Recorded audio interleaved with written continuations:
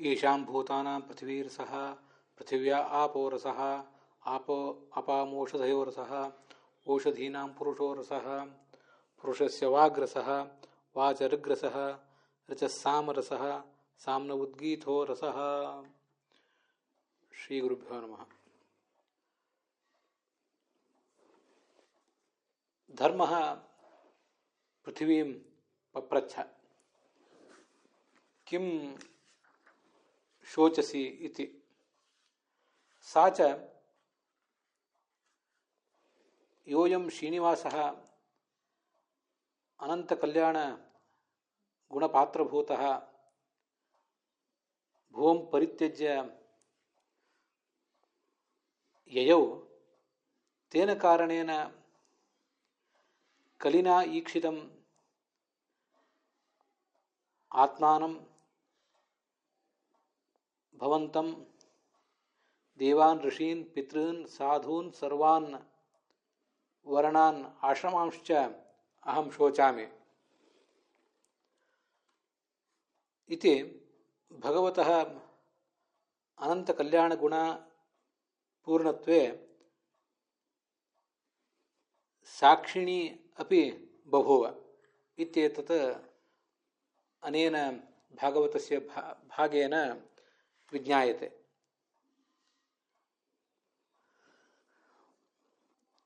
ಅಥ ಆದ್ಯೇ ಸ್ಕಂಧೆ ಷೋಡಶೇ ಅಧ್ಯಾಯೇ ಏಕತ್ರಿಂಶಃ ಶ್ಲೋಕಃ 31ನೇ ಶ್ಲೋಕ 16ನೇ ಅಧ್ಯಾಯದ 1ನೇ ಸ್ಕಂದದ್ದು ಪ್ರವರ್ತತೆ. ಎತ್ತಿನ ರೂಪದ ಧರ್ಮ ಭೂಮಿಯನ್ನು ಕೇಳಿದ್ನಲ್ಲ, ಯಾಕೆ ಶೋಕ ಮಾಡ್ತಾ ಇದ್ದಿ ಅಂತ. ಆಗ ಅವಳು ಉತ್ತರ ಹೇಳಿದ್ದು, ಭಗವಂತ ಈ ಜಗತ್ತಿನಲ್ಲಿ ಇದ್ದಾಗ ಜಗತ್ತನ್ನು ರಕ್ಷಿಸ್ತಾ ಇದ್ದ. ಅನಂತ ಕಲ್ಯಾಣ ಗುಣ ಪರಿಪೂರ್ಣನಾದಂಥ ಆ ಭಗವಂತ ಈಗಿಲ್ಲ. ಪಾಪಿಯಾದ ಕಲಿ ಈ ನನ್ನನ್ನು ಅಂದರೆ ಭೂಮಿಯನ್ನು, ನಿನ್ನನ್ನು ಅಂದರೆ ಈ ಧರ್ಮನನ್ನು, ದೇವತೆಗಳು, ಋಷಿಗಳು, ಪಿತೃಗಳು, ಹೀಗೆ ಎಲ್ಲ ಸಾಧಕರನ್ನು, ವರ್ಣಾಶ್ರಮ ವ್ಯವಸ್ಥೆಯನ್ನು ಕೂಡ ತನ್ನ ಪಾಪದ ಕಣ್ಣಿನಿಂದ ನೋಡ್ತಾ ಇದ್ದಾನೆ. ಅವುಗಳನ್ನೆಲ್ಲ ಹಾಳುಗೆಡವಲಿಕ್ಕೆ ತೊಡಗಿದ್ದಾನೆ. ಅದು ನನಗೆ ಖೇದ ತಂದೊಡ್ಡಿದೆ ಅಂತ ತನ್ನ ಖೇದವನ್ನು ಹೇಳ್ಕೊಳ್ತಿರೋ ಭಾಗವನ್ನು ನೋಡಿದ್ದೇವೆ. ಇದೇ ಭಾಗದಲ್ಲೇ ಆ ಭೂಮಿ ಆ ಭಗವಂತನ ಮಹೋನ್ನತವಾದಂಥ ವ್ಯಕ್ತಿತ್ವದ ಕುರಿತಾಗಿ ತಾನು ಸಾಕ್ಷಿಯಾಗಿದ್ದನ್ನು ಕೂಡ ನಾವು ನೋಡಿದ್ದೇವೆ. ಅದಕ್ಕಾಗಿಯೇ ಈ ಪ್ರವಚನದ ಆರಂಭದಲ್ಲಿ ಛಾಂದೋಗ್ಯ ಉಪನಿಷತ್ತಿನ ಒಂದು ಮಂಗಲಾಚರಣವನ್ನು ಕೂಡ ನಾನು ಹೇಳಿದೆ. ಯೇಷಾಂ ಭೂತಾನಾಂ ಪೃಥ್ವೀ ರಸಃ, ಈ ಎಲ್ಲ ಜೀವಗಳಿಗೆ ಆಶ್ರಯ ಈ ಭೂಮಿ.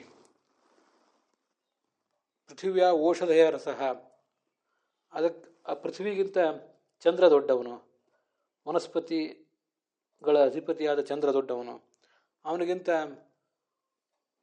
ಪುರುಷತ್ವದ ಅಭಿಮಾನಿಯಾದ ರುದ್ರ ದೊಡ್ಡವನು. ಅವನಿಗಿಂತ ವಾಗಭಿಮಾನಿಯಾದ ಸರಸ್ವತಿ ದೊಡ್ಡವಳು. ವಾಗಭಿಮಾನಿನಿಯೂ ಋಗ್ವೇದದ ಅಭಿಮಾನಿನಿಯೂ ಆದ ಆ ಸರಸ್ವತಿ ಅಥವಾ ಭಾರತಿಗಿಂತ ಸಾಮವೇದದ ಅಭಿಮಾನಿಯಾದ ಪ್ರಾಣ ದೊಡ್ಡವನು. ರಜಸ್ಸಾಮರಸಃ ಸಾಮ್ನ ಉದ್ಗೀತೋ ರಸಃ, ಆ ಸಾಮವೇದದ ಅಭಿಮಾನಿಯಾದ ಮುಖ್ಯ ಪ್ರಾಣನಿಗಿಂತ ಉದ್ಗೀತ ಅನಿಸ್ಕೊಂಡಿರುವ ಮುಖ್ಯ ಪರಮಾತ್ಮ ದೊಡ್ಡವನು. ಹೀಗೆ ಛಾಂದೋಗ್ಯ ಉಪನಿಷತ್ತಿನಲ್ಲಿ ಆ ಪೃಥ್ವಿಯಿಂದ ಆರಂಭಿಸಿ ಒಂದು ಮಂಗಲಾಚರಣ ಬಂದಿದೆ. ಅದನ್ನು ನೆನಪು ಮಾಡಿಕೊಂಡು ಈಗ ಹೇಳಿದೆ. 31ನೇ ಶ್ಲೋಕವನ್ನು ನಾವೀಗ ನೋಡಬೇಕು. ಹೀಗೆ ಗುಣಪಾತ್ರನಾದ ಮಹೋನ್ನತ ಗುಣ ಉಳ್ಳಂಥ ಶ್ರೀನಿವಾಸ ಅವನೀಗ ಇಲ್ಲ ಈ ಭೂಲೋಕದಲ್ಲಿ. ಪಾಪಿಯಾದ ಕಲಿ ನನ್ನನ್ನು, ನನ್ನನ್ನು ನೋಡ್ತಾ ಇದ್ದಾನೆ. ದೇವೋತ್ತಮನಾದ ನಿನ್ನನ್ನು ನೋಡ್ತಾ ಇದ್ದಾನೆ. ದೇವತೆಗಳನ್ನು, ಋಷಿಗಳನ್ನು, ಪಿತೃಗಳನ್ನು ಮತ್ತು ಸಾಧು ಸತ್ಪುರುಷರು ಎಲ್ಲರನ್ನು, ಮತ್ತು ವರ್ಣಾಶ್ರಮ ವ್ಯವಸ್ಥೆ ಇದೆಲ್ಲವನ್ನೂ ಕೂಡ ಒಟ್ಟಾರೆ ಏನು ಒಳ್ಳೆಯದನ್ನುವುದಿದೆ ಅದೆಲ್ಲದರ ಮೇಲೆ ತನ್ನ ಪಾಪದ ಕಣ್ಣನ್ನು ಬೀರ್ತಾ ಇದ್ದಾನೆ ಈ ಕಲಿ. ಅವನಿಗೆ ಇನ್ನು ಮುಂದೆ ಏನು ಹಾವಳಿ ಮಾಡುವವನಿದ್ದಾನೋ ಅನ್ನೋದನ್ನು ನೆನೆಸ್ಕೊಂಡು ನಾನು ದುಃಖ ಪಡ್ತಿದ್ದೇನೆ ಅಂತ ಹೇಳ್ತಿದ್ದಾಳೆ. ಅದನ್ನು ನಾವೀಗ ನೋಡಿದ್ದೀವಿ.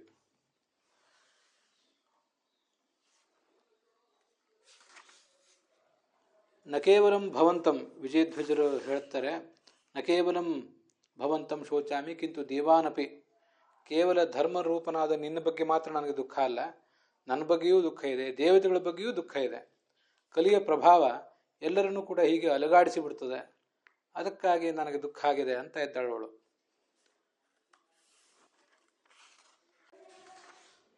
ಬ್ರಹ್ಮಾದಯೋ ಬಹುತಿಥಂ ಅಂತ ಮುಂದಿನ ಶ್ಲೋಕ.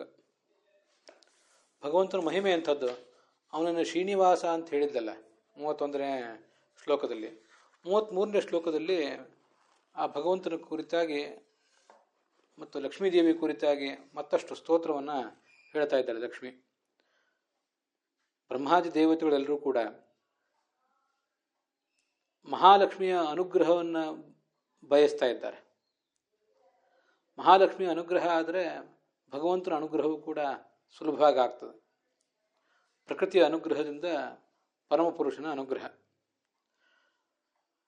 ಮಹಾಲಕ್ಷ್ಮಿಯ ಅನುಗ್ರಹಕ್ಕೆ ಪಾತ್ರರಾಗಬೇಕು ಎಂಬ ದೃಷ್ಟಿಯಿಂದಲೇ ಅವಳ ಪತಿಯಾದ ಹರಿಯನ್ನು ಕೂಡ ವಿದ್ಯುಕ್ತವಾಗಿ ಅವರು ಉಪಾಸನೆ ಮಾಡ್ತಾ ಇದ್ದಾರೆ.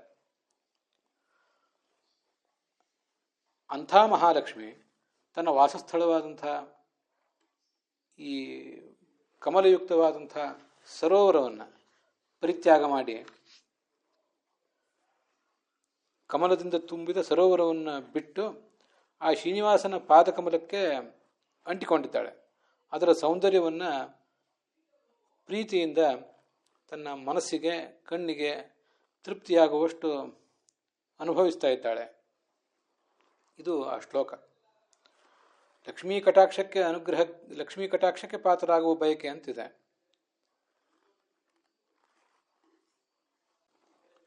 ಕೇವಲ ಲಕ್ಷ್ಮೀ ಕಟಾಕ್ಷಕ್ಕೆ ಪಾತ್ರರಾಗುವ ಉದ್ದೇಶ ಅವ್ರದ್ದಲ್ಲ. ಲಕ್ಷ್ಮೀದೇವಿದು ಪರಮಾತ್ಮಂದು ಇಬ್ಬರದೂ ಕಟಾಕ್ಷ ಅವ್ರಿಗೆ ಬೇಕಾಗಿದೆ. ಅದಕ್ಕಾಗಿ ಇಬ್ಬರನ್ನೂ ಉಪಾಸನೆ ಮಾಡ್ತಿದ್ದಾರೆ ಅಂತಲೇ ನಾವು ತಿಳ್ಕೊಳ್ಬೇಕು. ಯಥೋಕ್ತ ವಿಧಿನ ಭಗವತ್ ಪ್ರಪನ್ನಾಹ, ಆ ಭಗವಂತನನ್ನು ಆರಾಧನೆ ಮಾಡ್ತಿದ್ದಾರೆ, ಲಕ್ಷ್ಮೀದೇವಿಯನ್ನು ಕೂಡ ಆರಾಧನೆ ಮಾಡ್ತಾರೆ ಅಂತ ಹೀಗೆಲ್ಲ ಬಂದಿದೆ. ಭಗವತ್ ಪ್ರಪನ್ನಾಹ ಅಂತ ಒಂದು ವಿಚಿತ್ರವಾದ ಶಬ್ದ ಇದೆ. ಭಗವತ್ ಪ್ರಪನ್ನಾಹ ಅನ್ನೋದಕ್ಕೆ ಭಗವತೀಂ ಅಭಜನ್, ಲಕ್ಷ್ಮೀದೇವಿಯನ್ನು ಅವರು ಸೇವಿಸ್ತಾ ಇದ್ದಾರೆ ಅಂತ ಹೀಗೆ ವಿಜಯಧ್ವಜರ ವ್ಯಾಖ್ಯಾನ ಇದೆ. ಭಗವತ್ ಪ್ರಪನ್ನಾಹ ಅನ್ನೋದಕ್ಕೆ ಸ್ವಯಂ ಪರಮಾತ್ಮನನ್ನೇ ಅವರು ಶರಣ ಹೋಗಿದ್ದಾರೆ ಅಂತ ಯಾದವಾರ್ಯರ ವ್ಯಾಖ್ಯಾನ ಕೇಳಿ ಬರ್ತದೆ. ಭಗವಂತಮೇವ ಪ್ರಪನ್ನಾಹ ಅಂತ ಅವರು ವ್ಯಾಖ್ಯಾನ ಮಾಡೇ ಇದ್ದಾರೆ. ಹೀಗೆ ಭಗವತ್ ಪ್ರಪನ್ನ ಅನ್ನೋದಕ್ಕೆ ಲಕ್ಷ್ಮೀದೇವಿಯನ್ನು ಶರಣ ಹೋಗಿದ್ದಾರೆ ಅಂತಾಗಿ ಅಥವಾ ಭಗವಂತನ ಶರಣ ಹೋಗಿದ್ದಾರೆ ಅಂತಾಗಲಿ ಅರ್ಥ ಆಗ್ತದೆ. ಮತ್ತು ಲಕ್ಷ್ಮೀನಾರಾಯಣರ ಸ್ತೋತ್ರವನ್ನು ಅವರು ಮಾಡ್ತಿದ್ದಾರೆ, ಅವರಿಬ್ಬರಿಗೂ ಶರಣ ಹೋಗಿದ್ದಾರೆ ಅಂತ ಅರ್ಥ ಮಾಡುವುದು ಹೆಚ್ಚು ಯೋಗ್ಯವಾಗಿ ಕಾಣಿಸ್ತದೆ. ಪ್ರಪನ್ನಾಹ ಅಂತ ಬಹುವಚನ ಇದೆ, ಬ್ರಹ್ಮಾದಯೋ ಅಂತ. ಆ ಬ್ರಹ್ಮಾದಯ ಅನ್ನೋದಕ್ಕೆ ಈ ಪ್ರಪನ್ನಾಹ ಅಂತ ಅನ್ನೋದು ವಿಶೇಷಣ. ಇವರೆಲ್ಲರೂ ಶರಣ ಹೋಗಿದ್ದಾರೆ. ಇನ್ನು ಬೇರೆ ಕೆಲವು ಪಾಠಗಳಲ್ಲಿ, ಬೇರೆ ಬೇರೆ ವ್ಯಾಖ್ಯಾನಗಳಲ್ಲಿ ಭಗವತ್ ಪ್ರಪನ್ನ ಅಂತ ಏಕವಚನವಾಗಿ ಇಟ್ಕೊಂಡು ಅದನ್ನು ಲಕ್ಷ್ಮೀದೇವಿಗೂ ಕೂಡ ವಿಶೇಷಣವಾಗಿ ಮಾಡುವಂಥ ಪ್ರಯತ್ನವನ್ನು ಕೆಲವರು ಮಾಡಿದ್ದಾರೆ. ಆದರೆ ಭಗವತ್ ಪ್ರಪನ್ನಾಹ ಅನ್ನೋದಕ್ಕೆ ಅದನ್ನು ಬಹುವಚನದಲ್ಲಿಟ್ಕೊಂಡು ಲಕ್ಷ್ಮೀದೇವಿಯೂ ಮತ್ತು ನಾರಾಯಣನು ಇವರಿಬ್ಬರನ್ನೂ ಶರಣ ಹೋಗಿದ್ದಾರೆ ಅಂತ ಅರ್ಥ ಮಾಡ್ಕೊಳ್ಳುವುದು ಹೆಚ್ಚು ಯೋಗ್ಯವಾಗಿ ನನಗೆ ಕಾಣಿಸ್ತದೆ. ಮುಂದೆ 44ನೇ ಶ್ಲೋಕ. ಅಂಥ ಮಹನೀಯ ಭಗವಂತ, ಅವನು ಕೃಷ್ಣ ರೂಪದಿಂದ ಇಲ್ಲಿದ್ದಾಗ ಅವನ ಪಾದಗಳಲ್ಲಿ ಅನೇಕ ಚಿಹ್ನೆಗಳಿದ್ದವು. ಪದ್ಮ, ವಜ್ರ, ಅಂಕುಶ, ಧ್ವಜ ಮೊದಲಾದ ಚಿಹ್ನೆಗಳು ಅವನ ಪಾದದಲ್ಲಿದ್ದವು. ಆ ಪಾದ ಚಿಹ್ನೆಗಳಿಂದ ನಾನು ಅಲಂಕೃತಳಾಗ್ತಾ ಇದ್ದೆ. ಈ 3 ಲೋಕಗಳಲ್ಲೂ ಕೂಡ ನನಗೊಂದು ಅದ್ಭುತವಾದ ಸ್ಥಾನವಿತ್ತು. ತ್ರೀನತ್ಯರೋಚಂ ಉಪಲಬ್ಧ ತಪೋ ವಿಭೂತಿ. ನಾನು ದೀರ್ಘಕಾಲ ಆ ಭಗವಂತನನ್ನು ಉಪಾಸನೆ ಮಾಡಿದ ಒಂದು ಫಲ ಅದು. ಅದಕ್ಕಾಗಿ ನನ್ನ ಮೇಲ್ಮೈ ಮೇಲೆ ಅವನ ಪಾದದ ಗುರುತುಗಳು ಕೇಳಿ ಬರ್ತಾ ಇದ್ದವು. ಈಗ ಅದಕ್ಕೆಲ್ಲದಕ್ಕೂ ಸಂಚಕಾರ ಬಂದಿದೆ.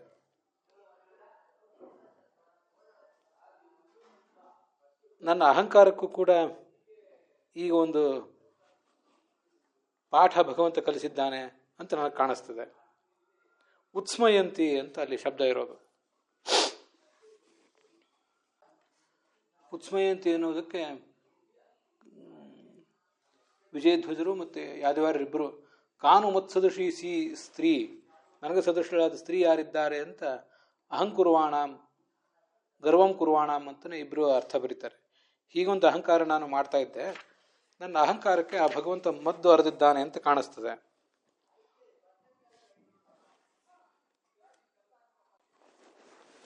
ಮುಂದಿನ ಶ್ಲೋಕ ಮತ್ತೂ ಚೆನ್ನಾಗಿದೆ. ಕಾವಾಸಹೇತ ವಿರಹಂ ಪುರುಷೋತ್ತಮಸ್ಯ ಪ್ರೇಮಾವಲೋಕ ರುಚಿರಸ್ಮಿತ ವಲ್ಗು ಜಲ್ಪೈಹಿ ಸ್ಥೈರ್ಯಂ ಸಮಾನಂ ಅಹರನ್ ಮಧುಮಾನಿನೀನಾಂ ರೋಮೋತ್ಸವೋ ಮಮ ಯದಂಗ್ರಿ ವಿಟಂಕಿತಾಯ ಅಂತ. ಸಾವಿರಾರು ಜನ ರಾಕ್ಷಸರು, ಅವರೆಲ್ಲ ಅನೇಕ ರಾಜರ ರೂಪದಿಂದ ಇಲ್ಲಿ ಅವತರಿಸಿದ್ರು. ಅದನ್ನೆಲ್ಲ ಸರ್ವತಂತ್ರ ಸ್ವತಂತ್ರನಾದಂತಹ ಈ ಭಗವಂತ ಪರಿಹರಿಸಿದ. ಹೀಗೆ ಜಗತ್ತಿನ ಪಾಪಿಷ್ಠರನ್ನ ಅಧಾರ್ಮಿಕರನ್ನೆಲ್ಲ ಸಂಹರಿಸಿ ನಿನ್ನನ್ನು ಅಂದರೆ ಈ ಧರ್ಮನನ್ನ ಮತ್ತೆ 4 ಕಾಲುಗಳ ಮೇಲೆ ನಿಲ್ಲಿಸಿದ್ದ. ಅವನು ಹೋದ ಮೇಲೆ 3 ಕಾಲುಗಳು ನಿಂದು ಮುರಿದು ಹೋಗಿವೆ, ಒಂದೇ ಕಾಲ ಮೇಲೆ ನಿಂತಿದ್ದೆ. ಅವನಿದ್ದಾಗ ವಿಶೇಷತಃ ಪಾಂಡವರ ರಾಜ್ಯಭಾರ ಕಾಲದಲ್ಲಿ 36 ವರ್ಷದ ಸಂದರ್ಭದಲ್ಲಿ ಪೂರ್ಣವಾದ ಕೃತಯುಗದ ಧರ್ಮವೇ ಆಚರಣೆಯಲ್ಲಿತ್ತು ಅಂತ ನಾವು ಹಿಂದೆ ನೋಡಿದ್ದೇವೆ ಮಹಾಭಾರತದಲ್ಲಿ. ಹೀಗೆ ನಿನ್ನನ್ನು ಅವನು ಎದ್ದು ನಿಲ್ಲಿಸಿದ್ದ.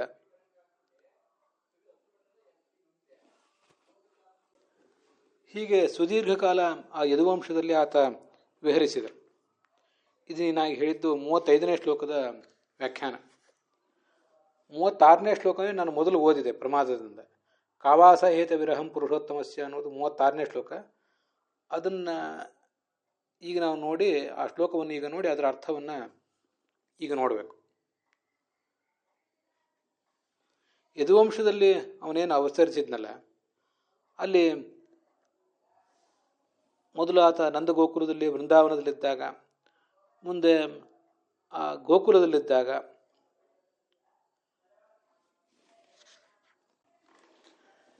ಎಲ್ಲ ಸ್ತ್ರೀಯರಿಗೂ ಅವನು ಮನೋಹರನಾಗಿದ್ದ.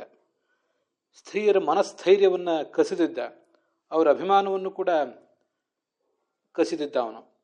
ಅದು ಹೇಗೆ ಅಂದರೆ ತನ್ನ ಪ್ರಣಯದಿಂದ ತುಂಬಿದಂಥ ನೋಟ, ಲೋಕಮೋಹಕವಾದಂಥ ಮಂದಹಾಸ, ಜೇನಿನಂಥ ತನ್ನ ನುಡಿಗಳು, ಇವುಗಳ ಮೂಲಕ ಈ ಎಲ್ಲ ಸ್ತ್ರೀಯರ ಸ್ಥೈರ್ಯವನ್ನು ಅವರ ಅಭಿಮಾನವನ್ನು ಆತ ಕಸಿದಿದ್ದ ಅಂತ ಹೇಳ್ತಾರೆ. ಅದು ಹೇಗೆ ಅಂದರೆ, ಕೃಷ್ಣನ ಆ ರೂಪವನ್ನು ನೋಡಿದಾಗ ಆ ಗೋಪಸ್ತ್ರೀಯರಿಗೆ, ಆತನ ಪತ್ನಿಯರಿಗೆ, ಇವರೆಲ್ಲರಿಗೂ ಕೂಡ, ಉಳಿದವರಿಗೆ ಅಂತ ನಾವು ಅದನ್ನು ತಿಳ್ಕೊಳ್ಬೇಕಾಗಿಲ್ಲ, ಆತನ ಪತ್ನಿಯರಿಗೆ ಮತ್ತು ಗೋಪಸ್ತ್ರೀಯರಾಗಿ ಹುಟ್ಟಿದ್ರೆ ಅಪ್ಸರೆಯರಿಗೆ ಅವ್ರ ಮನಸ್ಸಿನ ಸ್ಥೈರ್ಯವೇ ಕುಸಿಯುವಂತಾಗ್ತಿತ್ತು, ಕುಸದೇ ಹೋಗ್ತಿತ್ತು. ತಾವು ಬಹಳ ರೂಪವತಿಯರು, ತಮ್ಮ ರೂಪದಿಂದ ಆ ಕೃಷ್ಣನ ಮನಸ್ಸನ್ನು ನಾವು ಸೆಳಿತೀವಿ, ಕೃಷ್ಣ ನಮ್ಮನ್ನು ಬಿಟ್ಟು ಹೋಗೋದಿಲ್ಲ ಅಂತ ಅವ್ರಿಗೊಂದು ಅಭಿಮಾನವಿರ್ತಿತ್ತು. ಆ ಅಭಿಮಾನವನ್ನು ಕೂಡ ಆತ ಕಸದಿದ್ದ. ಇವನ ಲೋಕಮೋಹಕವಾದ ರೂಪವನ್ನು ನೋಡಿ ಅವರ ಮನಸ್ಸಿನ ಸ್ಥೈರ್ಯ ಕುಸಿದು ಹೋಗ್ತಿತ್ತು, ಅವರು ಕಾಮ ಪ್ರೇಮ ವಶರಾಗ್ತಿತ್ತು. ಅದರಿಂದ ಸ್ಥೈರ್ಯವನ್ನು ಕಸಿದಿದ್ದ ಅಂತನ್ನೋದು ಸರಿ. ಹಾಗೆ ಅಭಿಮಾನವನ್ನು ಕಸಿದಿದ್ದ.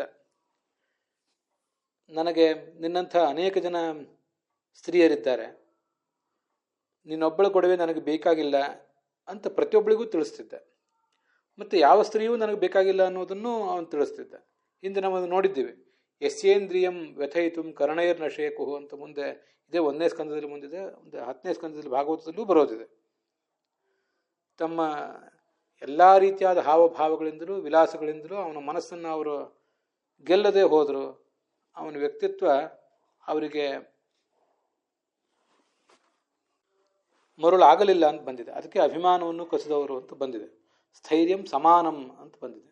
ಮಧುಮಾನಿನೀನಾಂ, ಮಧು ಅಂದರೆ ಮಧುವಂಶ, ಯದುವಂಶಕ್ಕೆ ಮಧುವಂಶ ಅಂತಾರೆ. ಮಧು ಅಂತ ಮತ್ತೊಬ್ಬ ಹುಟ್ಟಿದ್ದ ಅಲ್ಲಿ, ಆ ವಂಶದಲ್ಲಿ ಹುಟ್ಟಿ ಬಂದ ಸ್ತ್ರೀಯರು ಅಂತ ತಾತ್ಪರ್ಯ. ಹುಟ್ಟಿ ಬಂದ ಸ್ತ್ರೀಯರು ಅಥವಾ ಯದುವಂಶಕ್ಕೆ ಬಂದ ಸ್ತ್ರೀಯರು. ಅವನನ್ನು ಕಾಮಿಸಿದ ಆ 16,108 ಜನ ಸ್ತ್ರೀಯರು ಏನಿದ್ರು, ರುಕ್ಮಿಣಿ ಮೊದಲಾದವರು ಎಲ್ಲರೂ ಕೂಡ ಮಧುಮಾನಿನಿಯರೇ, ಯದುವಂಶಕ್ಕೆ ಬಂದು ಸೇರಿದವರೇ. ಆದ್ದರಿಂದ ಅವರು ಮಧುಮಾನಿನಿಯರು ಅಂತಾರೆ. ಅದಲ್ಲದೆ ಅವನು ವೃಂದಾವನದಲ್ಲಿ ನಂದಗೋಕುಲದಲ್ಲಿದ್ದಾಗ ಯಾವ ಗೋಪ ಸ್ತ್ರೀಯರನ್ನು ಸೆಳೆದಿದ್ದ, ಅವ್ರದನ್ನು ಕೂಡ ನಾವು ಇಟ್ಕೊಳ್ಬೇಕು. ಅಂಥ ಕೃಷ್ಣನ ಪಾದಸ್ಪರ್ಶದಿಂದ ನನಗೆ ಸದಾ ರೋಮಾಂಚನ ಆಗ್ತಿತ್ತು. ರೋಮೋತ್ಸವ ಮಮ ಯದಂಗ್ರಿ ವಿಠಂಕಿತಾಯ, ಅವನ ಪಾದದ ಸ್ಪರ್ಶ ನನಗಾದಾಗ ನನಗೆ ರೋಮಾಂಚನ ಆಗ್ತಿತ್ತು. ಕಾವಾಸಹೇತ ವಿರಹಂ ಪುರುಷೋತ್ತಮಸ್ಯ, ಅಂಥ ಪುರುಷೋತ್ತಮನ ವಿರಹವನ್ನು ಯಾವ ಸ್ತ್ರೀಯಾದರೂ ಹೇಗೆ ಸಹಿಸ್ತಾಳೆ? ಇಲ್ಲಿ ಕೃಷ್ಣನ ಪಾದಸ್ಪರ್ಶ ನನಗಾಗ್ತಿತ್ತು, ರೋಮಾಂಚನ ಆಗ್ತಿತ್ತು. ಅವನ ಧ್ವಜ, ವಜ್ರ, ಅಂಕುಶ, ಧ್ವಜ ಮೊದಲಾದ ಚಿಹ್ನೆಗಳಿಂದ ನಾನು ಶೋಭಿಸ್ತಾ ಇದ್ದೆ ಅಂತ ಹಿಂದೆ 34ನೇ ಶ್ಲೋಕದಲ್ಲಿ ಎಲ್ಲ ಏನು ಬಂದಿದೆ, ಅದು ಈ ಭೂದೇವಿಗೂ ಮತ್ತು ಪರಮಾತ್ಮನಿಗೂ ಇರುವಂಥ ಒಂದು ಶೃಂಗಾರದ ಸಂಬಂಧವನ್ನು ತೋರಿಸ್ತದೆ ಅಂತ ನಾವು ತಿಳ್ಕೊಳ್ಬೋದು. ನಮಗೆ ಗೊತ್ತಿರುವಂತೆ ವರಾಹ ರೂಪದ ಪತ್ನಿ ಅವಳು. ಆದ್ದರಿಂದ ಇಲ್ಲಿ ಅವಳು ಹೇಳ್ತಿರುವುದು ಆ ಭಗವಂತನ ಶೃಂಗಾರ ಪೂರ್ಣವಾದಂಥ ಒಂದು ಪಾದಸ್ಪರ್ಶ, ಇದೆಲ್ಲವೂ ನನಗಾಗ್ತಾ ಇತ್ತು ಅವನಿದ್ದಾಗ. ಅದು ಈಗಿಲ್ಲದಂತೆ ಹೋಗಿದೆ ಅಂತ ಅವಳ ತಾತ್ಪರ್ಯ.